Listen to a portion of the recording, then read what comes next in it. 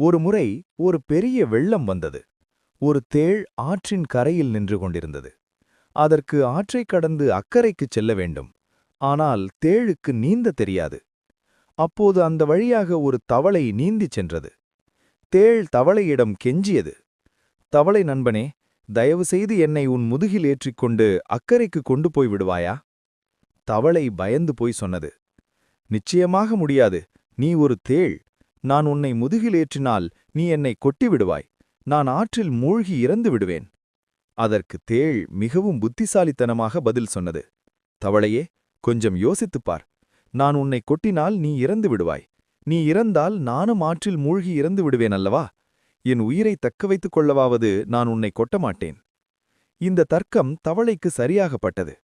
உண்மைதான், இவன் தன் உயிரை காப்பாற்றிக் கொள்ளவாவது என்னை கொட்ட மாட்டான் என்று நினைத்து தேளை முதுகில் ஏற்றிக்கொண்டு